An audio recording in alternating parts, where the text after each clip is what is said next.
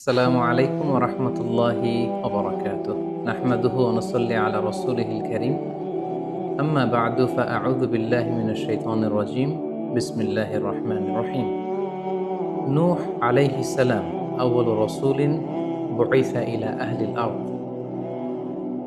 সাইয়েদনা আদম আলাইহিস সালাম এবং ইদ্রিস আলাইহিস সালামের পরে আল্লাহ তাআলা নূহ আলাইহিস সালামকে পৃথিবীর সর্বপ্রথম রাসূল করে এই পৃথিবীতে প্রেরণ করেছেন এবং আল্লাহ তাআলা ওনাকে বলেছেন আবদান শাকুরা, মানে হচ্ছে অ্যান অবিডিয়েন্ট সার্ভেন্ট অফ আল্লাহ। আল্লাহ তাআলার একজন কৃতজ্ঞ বান্দা হিসেবে আল্লাহ তাআলা কালামুল্লাহ মাজিদে নূহ আলাইহিস সালামকে এই উপাধি দিয়েছিলেন। পাশাপাশি তিনি হচ্ছেন উলুল আজমি মিনার রসুল, অর্থাৎ ৫ জন নবীকে আল্লাহ তাআলা কুরআনুল কারীমে দৃঢ় প্রত্যয়ী বা দৃঢ়চেতা রাসূল হিসেবে ঘোষণা করেছেন। নূহ আলাইহিস সালাম হচ্ছেন তাদের মধ্য থেকে অন্যতম। সাউদার্ন ইরাকের একটি শহরে, যেটি কুফা শহরের নিকটবর্তী একটি শহর, এমন একটি শহরে আল্লাহ তাআলা নূহ আলাইহিস সালামকে নবী হিসেবে প্রেরণ করেছিলেন।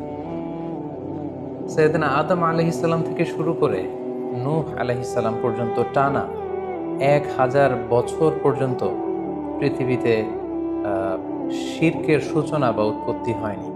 বেসিকলি নূহ আলাইহিস সালামের জামানাতেই এই পৃথিবীতে সর্বপ্রথম শিরকের সূচনা হয়েছিল। ইবলিস শয়তান সর্বপ্রথম নূহ আলাইহিস সালামের জামানার যে কওমের লোকেরা, তাদের কাছে শিরকের ইন্ট্রোডিউস করেছিল। তাদের সময়ে ৫ জন আল্লাহওয়ালা ব্যক্তি ছিল। তাদের ইন্তেকালের পরে শয়তান সেই জনগোষ্ঠীর লোকদের কাছে এসে বলল, তোমরা এই সমস্ত কি ইবাদত করছো? তোমাদের পূর্বপুরুষেরা যেমনভাবে আল্লাহ তাআলার কাছে ইবাদত করে নিজেদেরকে সঁপে দিয়েছিল, তার সামনে তো তোমাদের ইবাদত কিছুই নয়। তোমরা একটা কাজ করো, তোমাদের ৫ জন আধ্যাত্মিক পুরুষ বা আল্লাহর প্রিয় বান্দাদের ৫টি মূর্তি তৈরি করে তোমরা তোমাদের ইবাদতগাহের পাশে রাখো। ফলে তাদের চেহারা দেখলে তাদের বেশি বেশি ইবাদতের কথা তোমাদের স্মরণ হবে এবং তোমরা আল্লাহ তাআলার ইবাদত করার ব্যাপারে বেশি আগ্রহী হবে।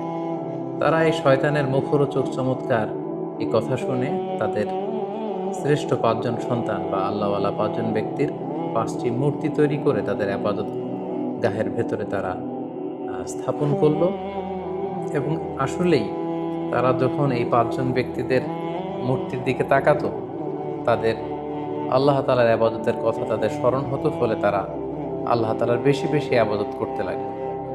এই জেনারেশন এভাবেই বেশি বেশি আল্লাহ তাআলার ইবাদতের মধ্য দিয়ে তারা পার করতে লাগলো। কিন্তু পরবর্তী জেনারেশন যখন আসলো, শয়তান তাদের কাছে এমনভাবে কুমন্ত্রণা বা টেম্পটেশন দিল, ফলে ওই প্রজন্ম তারা আল্লাহ তাআলার এক আল্লাহর ইবাদতকে ভুলে গিয়ে এই ৫ জন শ্রেষ্ঠ আল্লাহর ওয়ালির মূর্তির সামনে দাঁড়িয়ে সেখানেই তারা মানত করতে শুরু করলো এবং এক আল্লাহর ইবাদত বাদ দিয়ে সেই মূর্তিগুলোর ইবাদত শুরু করে দিল। এভাবেই সাইয়েদনা নূহ আলাইহিস সালামের জামানাতে সর্বপ্রথম শিরকের সূচনা হয়।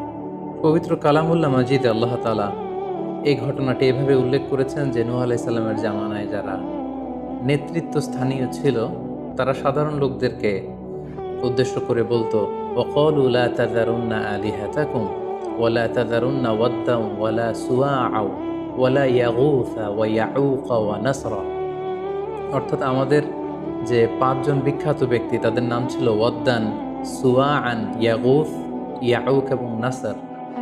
তোমরা এদের ইবাদত ছেড়ে দিও না, বরং তোমরা এদের উপাসনা করতে থাকো। ফলে এই আয়াতও প্রমাণ করে যে নূহ আলাইহিস সালামের জামানাতে সর্বপ্রথম শিরকের উৎপত্তি হয়েছিল। কিন্তু নূহ আলাইহিস সালাম তার জাতিগোষ্ঠীর কাছে এক আল্লাহর দাওয়াত দিয়ে যেতে লাগলেন।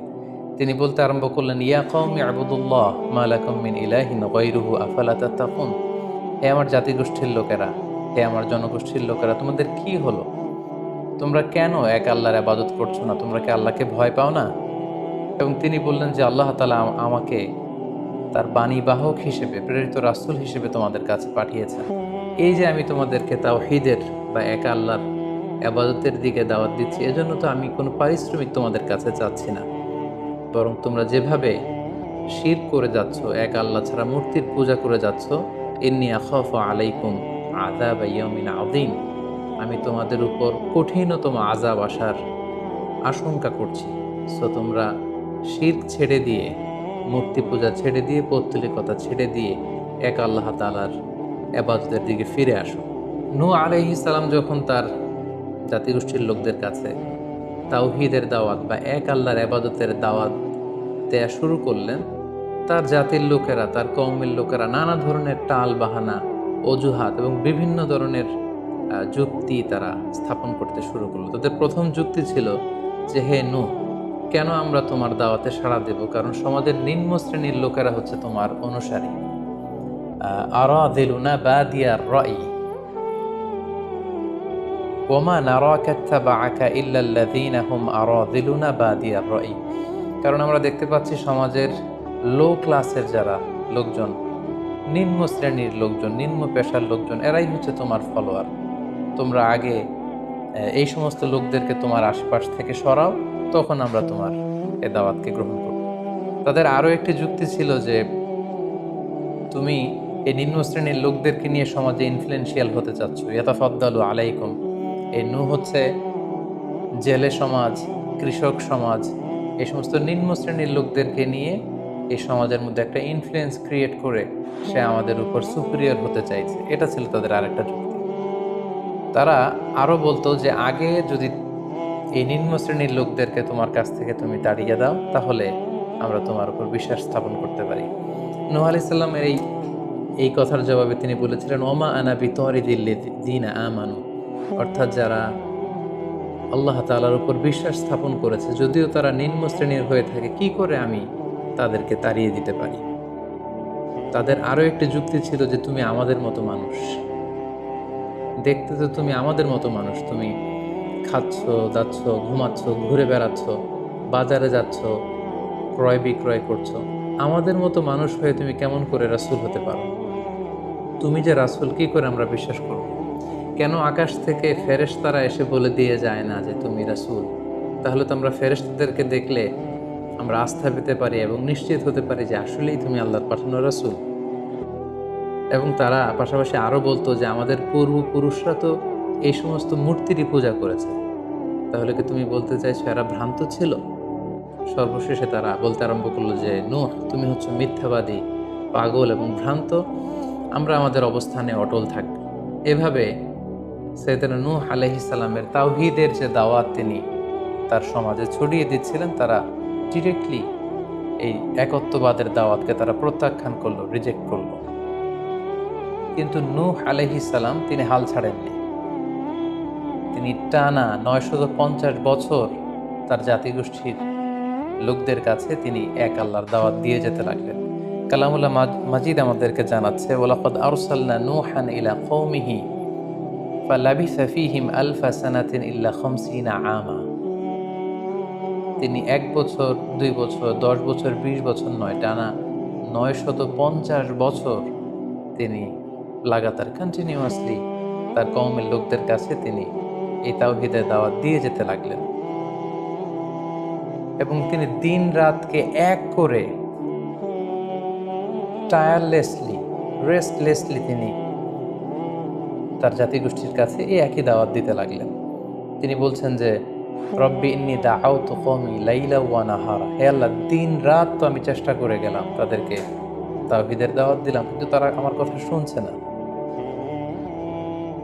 ওয়া ইন্নী কুল্লামা দাআউতুহুম লিতাগফিরা লাহুম জাআলু আসাবিআহুম ফি আযানিহিম, এর মানে হচ্ছে, আল্লাহ, আমি যখনই তাদেরকে দাওয়াত দিতাম, তারা তাদের আঙ্গুলগুলো তাদের কানের ভেতরে ঢুকিয়ে রাখতো, যাতে করে আমার তাওহীদের কথা তাদের শুনতে না হয়।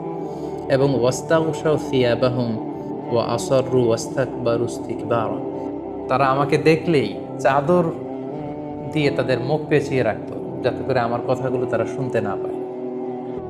সুম্মা ইন্নী দাআউতুহুম জিহারা, আমি, নূহ আলাইহিস সালাম বললেন, আল্লাহ, আমি দাওয়াতি কাজ করার কোনো মাধ্যমই তো বাকি রাখিনি।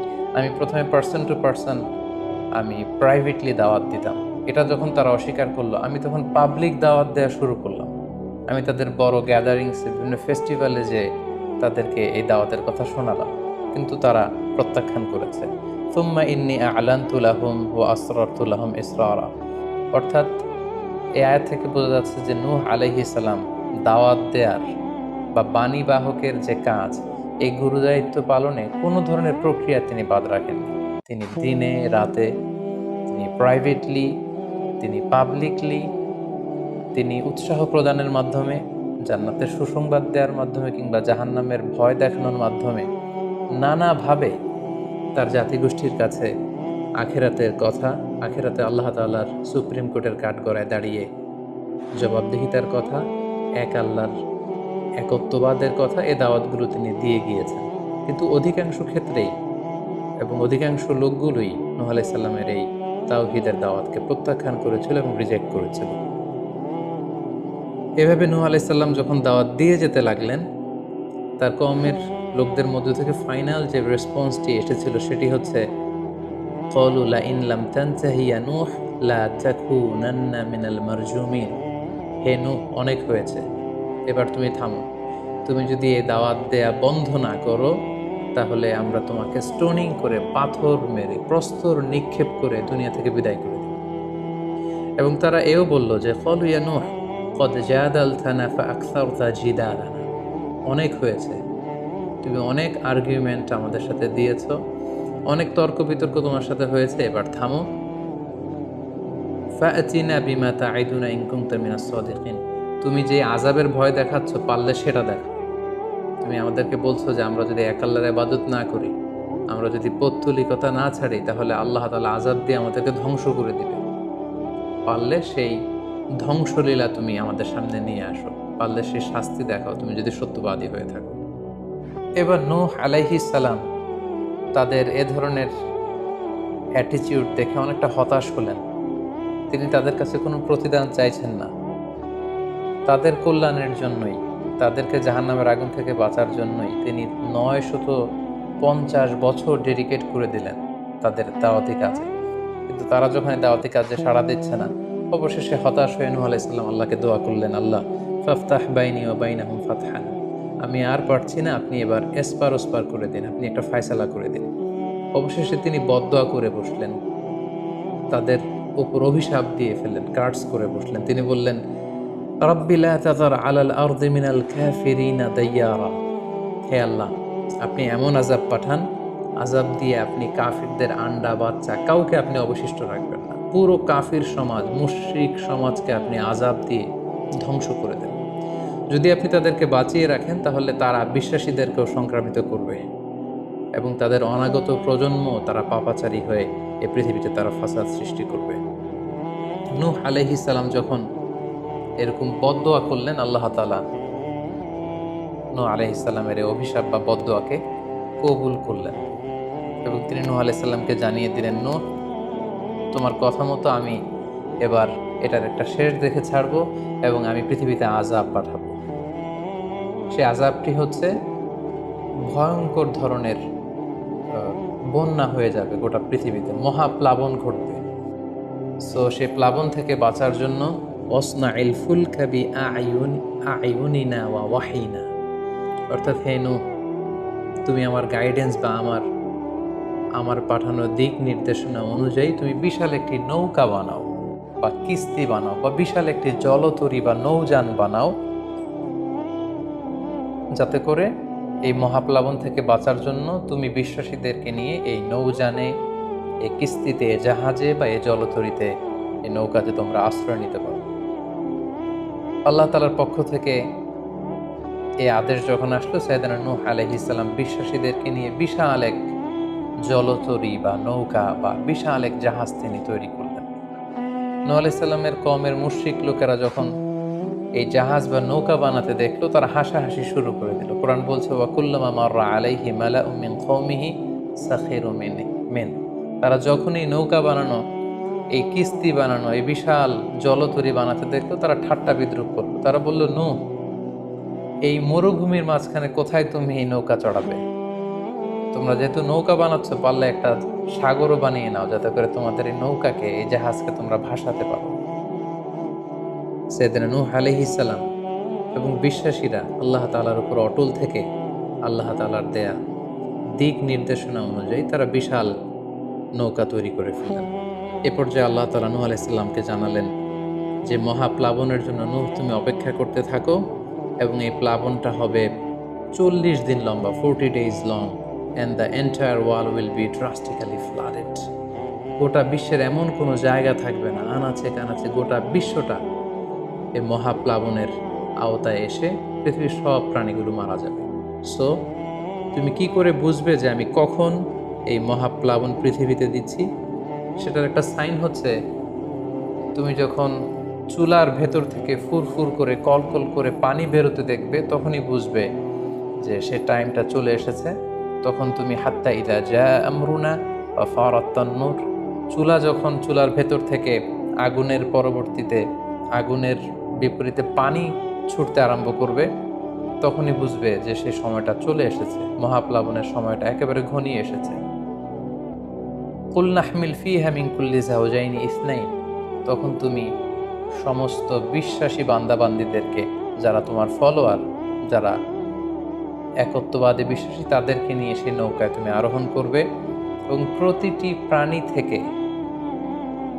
জোড়ায় জোড়ায়, অর্থাৎ ম্যাসকুলিন অ্যান্ড ফ্যামিনিন, নারী পুরুষ জোড়ায় জোড়ায় তুমি নিয়ে সেই নৌকাতে আরোহণ করবে। কারণ এই মহাপ্লাবনটা এত ভয়ঙ্কর মহাপ্লাবন হবে, ফলে পৃথিবীতে কেউ বেঁচে থাকবে না, এবং তোমরাই হবে নেক্সট জেনারেশন, এবং তোমাদের থেকেই পৃথিবী আবার নতুন করে সভ্যতা বিনির্মিত হবে, এবং তোমাদের থেকে নতুন করে পৃথিবীর সব প্রাণীকুল আবার নতুন করে বংশবিস্তার শুরু হবে।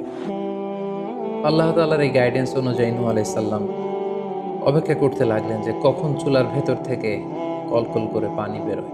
হঠাৎ করে তিনি একদিন দেখতে পেলেন যে চুলার ভেতর থেকে পানি বেরোচ্ছে।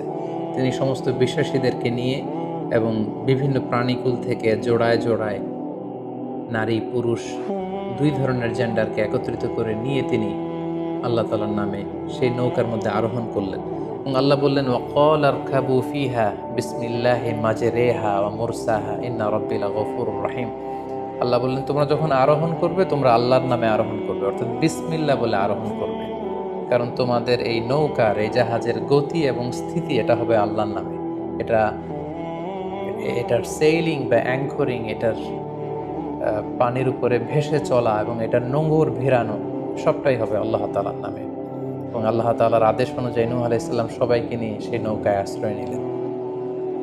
কোরআন আমাদেরকে জানাচ্ছে, ওহিয়া তাজরি বিহিম ফি মাউজিন কাল জিবাল, গোটা বিশ্বব্যাপী এমন ভয়ঙ্করভাবে আকাশ থেকে ঝুম বৃষ্টি নাজিল হলো, জমিন তার ভেতরে থাকা পানিগুলোকে উপরে উদ্গীরণ করে দিতে লাগলো, উপর থেকে পানি, নিচ থেকে পানি, ফলে গোটা বিশ্বে এক মহাপ্লাবনের পরিস্থিতি তৈরি হলো।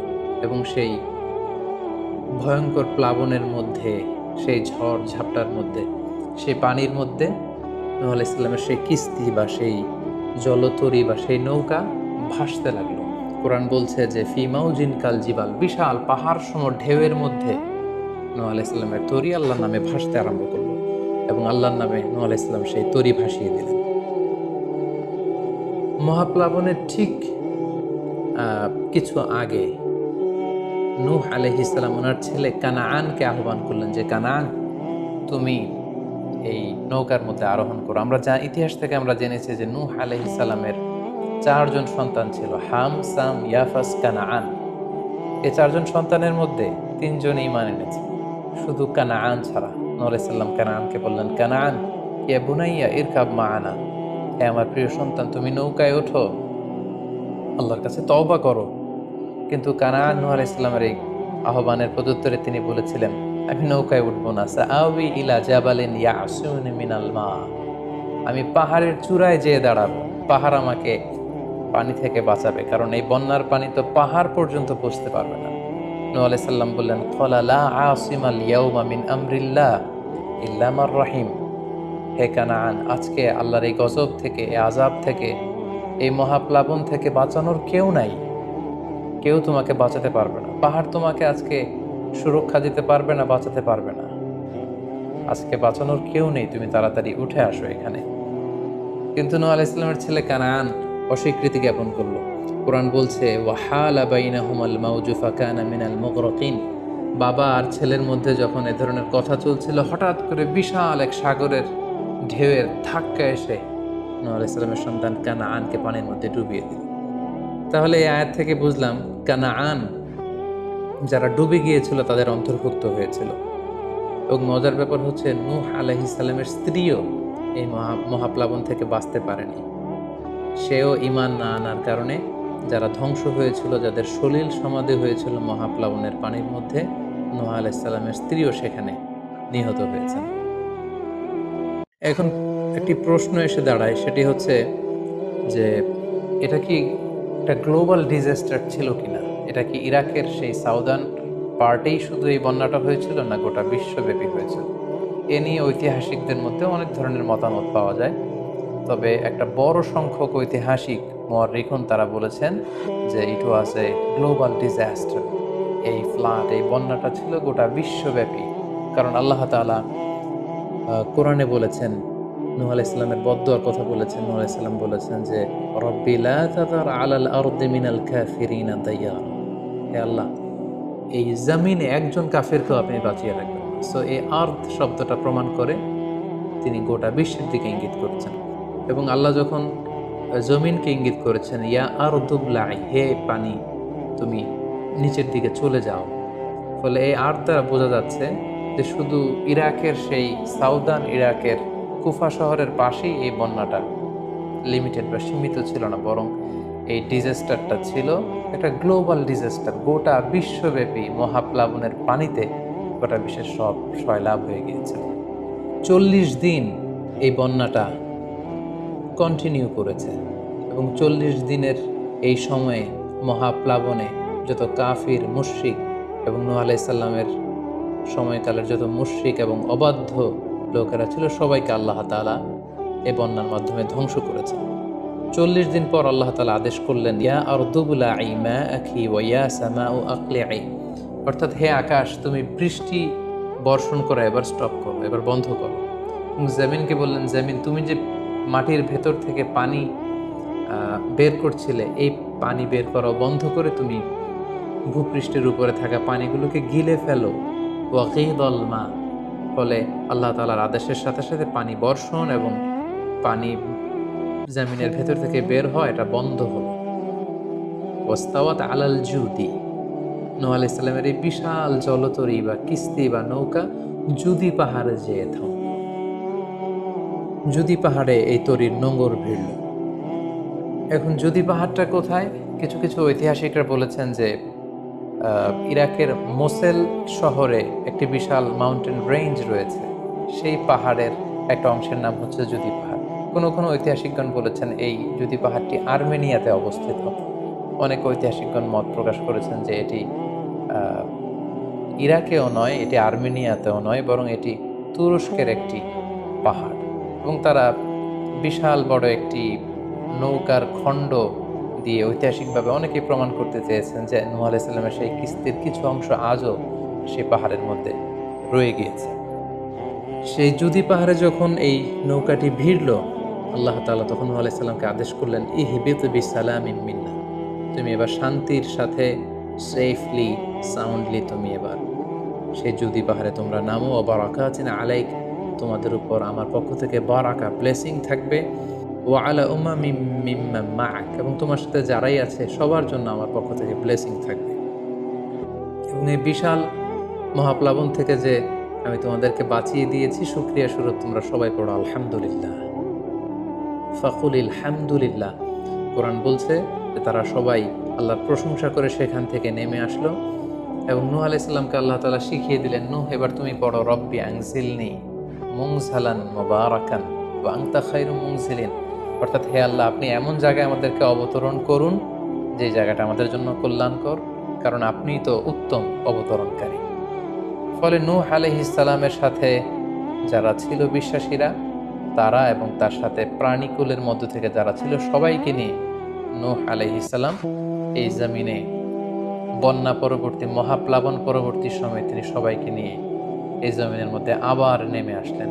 ফলে ঠিক ওই সময়টাতে পৃথিবীতে আর কোনো কাফের, কোনো মুশরিক, কোনো পৌত্তলিক ছিল না, বরং তখন এটা ছিল, it was very fresh and pure monotheist generation, একত্ববাদী একটা প্রজন্ম। ফলে এখানে ঠিক ঠিক ওই সময়টাতে পৃথিবীতে আর কোনো কাফির মুশরিক আর ছিল না।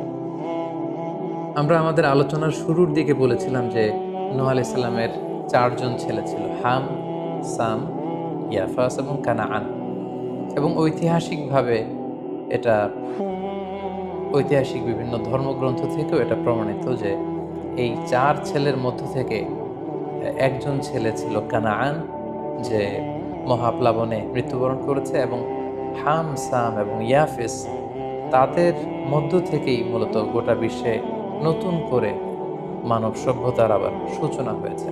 নূহ আলাইহিস সালামের ছেলে হাম, তিনি আফ্রিকাতে তার পরিবার নিয়ে বসবাস শুরু করেন, এবং ওনার ছেলে সাম, যেখান থেকে সেমাইটিক শব্দটি আমরা বলে থাকি, ওনার ছেলে সাম তার আত্মীয় স্বজন এবং তার বংশধরদেরকে নিয়ে ধীরে ধীরে মধ্যপ্রাচ্য বা দূরপ্রাচ্যের এই এরিয়াতে পরবর্তীতে তারা বসবাস শুরু করেন।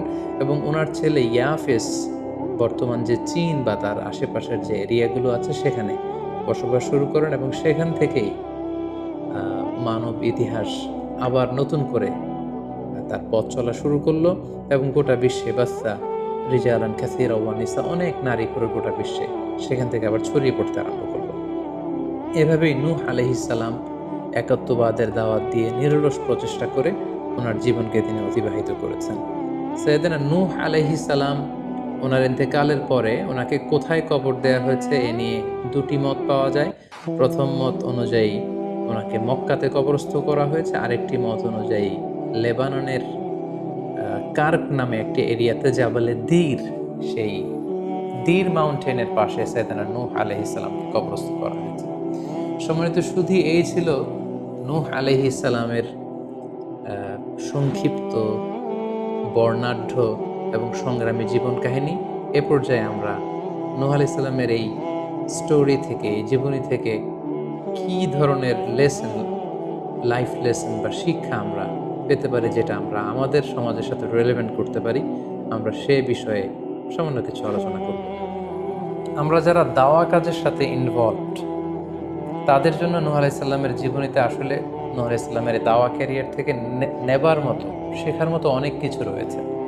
তোর মধ্যে থেকে অন্যতম হচ্ছে যে ডাইভার্সিটি অফ দাওয়া অ্যাপ্রোচ।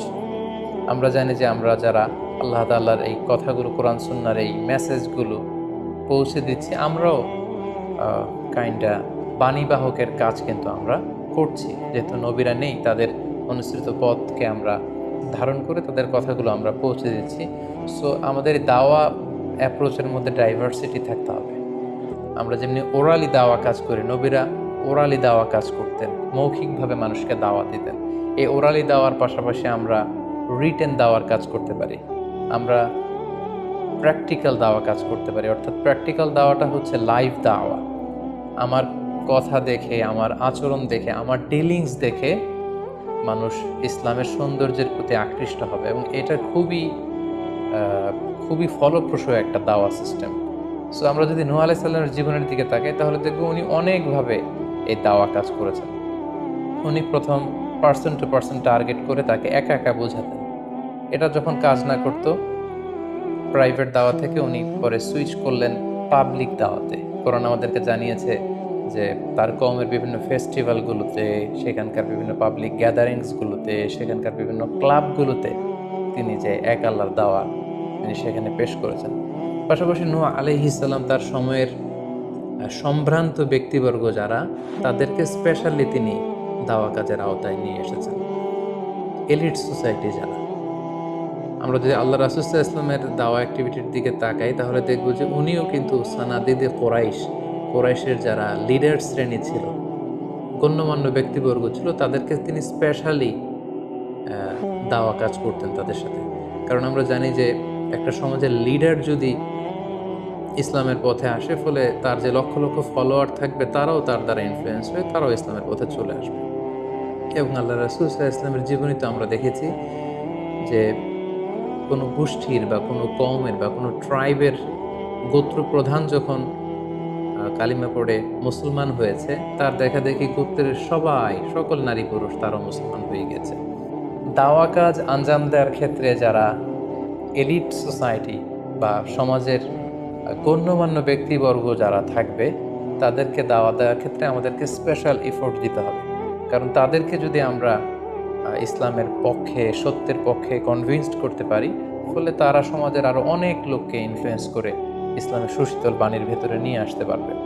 তো এর মানে এই নয় যারা নিম্ন শ্রেণীর বা যারা সমাজের মধ্যবিত্ত বা নিম্ন মধ্যবিত্ত যে ফ্যামিলিগুলো রয়েছে বা যে সমস্ত লোকজন রয়েছে তাদেরকে আমরা গুরুত্ব দিব না, ব্যাপারটি এমন নয়। বরং নূহ আলাইহিস সালামের ঘটনা থেকে আমরা বুঝতে পারছি যে একটা হচ্ছে মাস পিপুলদের জন্য দাওয়া, আর একটি হচ্ছে যারা সমাজের উচ্চ শ্রেণী তাদের জন্য স্পেশালি কিছু টাইম স্পেন্ড করা, তাদেরকে আলাদাভাবে দাওয়া দেওয়া এবং অথবা তাদের উপযোগী করে দাওয়া অ্যাক্টিভিটি তাদের কাছে যদি আমরা প্রেজেন্টেশন করতে পারি, তাহলে নিঃসন্দেহে তারাও ইসলামের সৌন্দর্যের দ্বারা আকৃষ্ট হবে। নূহ আলাইহিস সালামের এই জীবন কাহিনী থেকে আমরা আরও একটি বিষয় শিখতে পারি, সেটি হচ্ছে দাওয়া কাজে কখনো হতাশ হওয়া যাবে না, নিরাশ হওয়া যাবে না এবং হাল ছাড়া যাবে না, বরং ভরসা রাখতে হবে আল্লাহর উপর। কারণ আমরা কয় বছর দাওয়া কাজ করে যাচ্ছি, আমরা কতটুকু এফোর্ট দিয়েছি, আমরা কতটুকু টাইম স্পেন্ড করেছি, আমরা কতটুকু স্যাক্রিফাইস করেছি। আমরা যদি নূহ আলাইহিস সালামের জীবনের দিকে তাকাই তাহলে দেখব যে তিনি টানা 950 বছর টানা লাগাতার তিনি তার জাতিগোষ্ঠীর কাছে দাওয়াতি কাজ করেছেন, কিন্তু তিনি নিরাশ হননি, হতাশ হননি, হাল ছেড়ে দেননি, তিনি ভরসা রেখেছিলেন আল্লাহ তাআলার উপর। সো আমরা যারা দাওয়া কাজ করছি, আমরা ইনস্ট্যান্ট ফলাফলের জন্য যেন বসে না থাকি, আমরা আমাদের দায়িত্বটুকু পালন করব। নূহ আলাইহিস সালামের এই স্টোরি থেকে আমরা আরও একটি বিষয় শিখতে পারি, সেটা হচ্ছে আমাদের কাজ হচ্ছে ইফোর্ট দেয়া, বাট এটার কমপ্লিশন, এটার রেজাল্ট আসবে আল্লাহ তাআলার পক্ষ থেকে। আরবিতে বলা হয় যে আস-সাইয়ু মিন্না ওয়াল ইতমামু মিনাল্লাহ, প্রচেষ্টা করার মালিক আমরা, সফলতা দেওয়ার মালিক হচ্ছেন আল্লাহ। আমি অনেক দাওয়াতি কাজ করছি, কিন্তু আমার দাওয়াতি কাজে কেউ সাড়া দিচ্ছে না, কেউ রেসপন্স করছে না, আমার দাওয়াতি কাজে কেউ ইসলামের প্রতি আকৃষ্ট হচ্ছে না, ইট ডাজন্ট মিন দ্যাট আমি একজন ব্যর্থ দায়ী, না, এটা কখনোই না। বরং আমি সিনসিয়ারিটির সাথে আমার সর্বোচ্চ প্রচেষ্টাটুকুন আমি করছি কিনা, সেটাই হচ্ছে দেখার বিষয়। আমার কত ফলোয়ার, আমার ডাকে কত মানুষ সাড়া দিল, এটা দেখার বিষয় না, বরং আমি আমার রোলটা প্লে করতে পারছি কিনা সিনসিয়ারিটির সাথে, এটা হচ্ছে দেখার বিষয়। এর কারণ হচ্ছে আল্লাহর হাবিব সাল্লাল্লাহু আলাইহি ওয়াসাল্লাম বলেছেন, কিয়ামতের দিন অনেক নবী দাঁড়াবে যাদের ফলোয়ার হচ্ছে হাতে গোনা অল্প কয়েকজন, মানে অল্প কয়েকজন ঈমান এনেছিল। পৃথিবীতে অনেক নবী ছিল, তারা কিয়ামতের দিন দাঁড়াবে, তার বিশ্বাসী উম্মতের সংখ্যা হচ্ছে মাত্র 2 জন। পৃথিবীতে এরকম অনেক নবী ছিল, কিয়ামতের দিন তিনি দাঁড়াবেন, তার উপর বিশ্বাস এনেছিল মাত্র 1 জন, মানে নবীও একজন, তার প্রতি ঈমানও এনেছে মাত্র 1 জন। এমনও অনেক নবী কিয়ামতের দিন আল্লাহ তাআলার দরবারে দাঁড়াবে যেই নবীর কোনো ফলোয়ার নাই, যেই নবীর কোনো বিশ্বাসী উম্মত নাই, অর্থাৎ নবী শুধু একা, তার সারা জীবনের দাওয়া কাজে কেউ তার ডাকে সাড়া দেয়নি। তার মানে কি তিনি ব্যর্থ? নেভার, কখনো না। তিনি তার দায়িত্বটুকুন পালন করেছেন, এজন্য তিনি আল্লাহ তাআলার দরবারে তিনি সফল।